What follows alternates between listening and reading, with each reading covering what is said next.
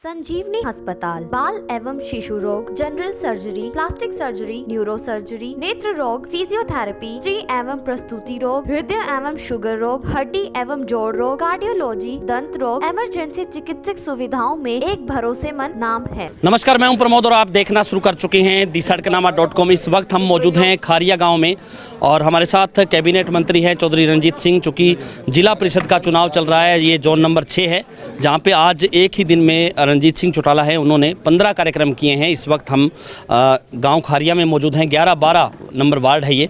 तो साहब, बहुत बहुत स्वागत आपका। बहुत बढ़िया, बहुत धन्यवाद जी, थैंक यू जी। सबसे पहले प्रतिक्रिया, चूँकि आज आदमपुर के नतीजे आए हैं और आपने तो कई दिन पहले ही ये कह दिया था कि 15,000 प्लस की लीड आएगी और कांग्रेस दूसरे नंबर पे रहेगी, और आज चूँकि नतीजे भी आ गए हैं, जो आपने कही हुई बात थी वो सच साबित हुई है। क्या कुछ कहना चाहेंगे? ये अंदाज़ा आपको पहले से ही था? देखिए, करता तो परमात्मा है, ईश्वर से बड़ा कोई नहीं है जी। मेरा पॉलिटिकली एनालाइज करता हूँ कि मुझे थोड़ा सा सिचुएशन का पता रहता है कि ये होगा जी। मैं राज्यसभा के चुनाव में याद कर लो, मैंने कहा था 2 सीट हमारी आएगी, दोनों हम जीतेंगे। हालांकि 1.66 मार्जिन था, 1 वोट का भी मार्जिन नहीं था, उसका भी बटा था जी। पर दोनों सीट जीते। मैं कल भी यही कह रहा था कि मैं रणजीत सिंह को कभी मेरी अकाउंटेबिलिटी कम ना हो, कोई बात कहूँगा तो पूरी जमी हुई बात कहूँगा। जी। मैंने कहा था हम 15,000 से जीतेंगे। जी। मैंने ये भी कहा था कि आम आदमी पार्टी और INLD दोनों की जमानत जब्त होगी। जी। आम आदमी पार्टी इनेलो की दोनों की जमानत जब्त होगी। इनके 10,000 वोट भी नहीं है, दोनों के मिलके 10,000 वोट नहीं है। मैंने कहा वही हुआ। 8.5। मैंने ये कहा था कि इनेलो की 2700 पर्ची ऐसी थी। 12 जो बूथ काउंट हुए, 13 टोटल थे, 12 में जो इनेलो के टोटल वोट थे वो 2622 थे। 13वां बूथ मैंने इनेलो का नहीं मानता, वो तो उसका पर्सनल था। कारण ये था कि वो कांग्रेस का कैंडिडेट था, कांग्रेस की टिकट नहीं मिली तो इनेलो पे कैंडिडेट नहीं था, उन्होंने फिर इसको कैंडिडेट बना दिया। इसने गांव से पूछ के कहा मैं खड़ा हो जाऊँ, कि जब गांव ने इजाज़त दे दी, खड़ा हुआ, इसे दिखा हालत पतली है कि इनेलो के वोट नहीं है, तो इसने गांव में आके फिर पगड़ी उतार के गांव के सिर में रख दिया। अगर ये गलत हो तो मैं मेरे सारे बयान जो को वो मैं भुगतने को तैयार हूँ। गांव में रोया कि जी मेरी गांव वाले तो इज्जत रखो। गांव ने कहा तुम चिंता ना कर, गांव के भी कई आदमियों के आंसू निकल आए और उन्होंने फिर वोट दिए। तो खाली अकेले बालसमंद गाँव में 2700 वोट लास्ट राउंड में मिले हैं। वो तो कुडाराम के हैं।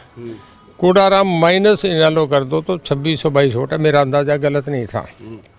मैंने यही कहा था कि आइंदा हरियाणा में इनेलो की सीट नहीं है। अब ये हल्का बड़ा समझदार है, सब जानते हैं कहीं कुछ है ही नहीं। आज मैं देख रहा हूँ मेरे आज 40 प्रोग्राम आ रहे हैं कि जी हमारे पहुँचो, हमारे पहुँचो। हर आदमी देखता है कि चुनाव तो एक तरफा हो रहा है। आज गोविंद कांडा आए थे, सारे घूम गए, एकदम उनका वोट एकदम खड़ा हो गया।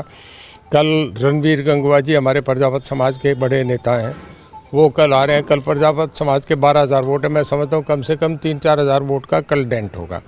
यहाँ तो पिछली बार आदित्य की लीड 7,000 की थी।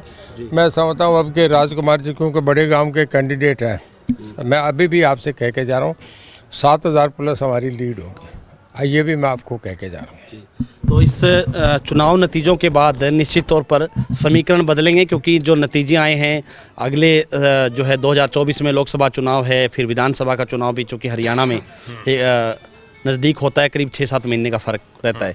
तो इस चुनाव से आने वाले चुनाव में भी फ़र्क पड़ेगा। देखिए, एक ओपिनियन पोल होता है इंग्लैंड में, अमेरिका में ये है, और वो प्रेसिडेंट तय करता है कि क्या होगा। इस चुनाव का एक मैसेज आ रहा है। देखिए, सबसे बड़ा मैसेज तो ये गया कि आम आदमी पार्टी जो अपने आप को कहती थी पंजाब, हरियाणा, हिमाचल एक है, और आपके केजरीवाल साहब कह रहे थे कि मैं हरियाणा का बेटा हूँ, मैं यहीं जन्म हुआ, मैं यहीं का बेटा हूँ, और हरियाणा 3 तरफ से दिल्ली के साथ घेरा, मतलब पंजाब से ज़्यादा हरियाणा पे असर पड़ेगा, उनका ये कहना होता था। वो भी आए, पंजाब के चीफ मिनिस्टर भी आए, और उसके बाद उन्होंने एक बयान दिया था कि SYL जो है वो पंजाब की है, उस पानी में हरियाणा का कोई हिस्सा नहीं। उन्होंने कहा था चंडीगढ़ भी पंजाब का है, पंजाब को ही रहना चाहिए। इस बात का हरियाणा के लोग राजनीतिक तौर पे बड़ी चेतना है, बहुत जागरूक हैं। उन्होंने वो जो कहा था उसका जवाब दे दिया, और मैं समझता हूँ ये हिमाचल और गुजरात में एक बड़ा मैसेज गया है। हरियाणा के लोग लीड लेते हैं, दिखाते हैं कि इस राह पे चलो, और वहाँ गुजरात और हिमाचल में देखना जो यहाँ हालत है वही आम आदमी पार्टी की। तो हुड्डा साहब ने खूब मेहनत की, दीपेंद्र भी, हुड्डा साहब भी कह रहे थे कि आदमपुर में बदलाव होगा और उसके बाद बदलाव हरियाणा भर बदलेगा।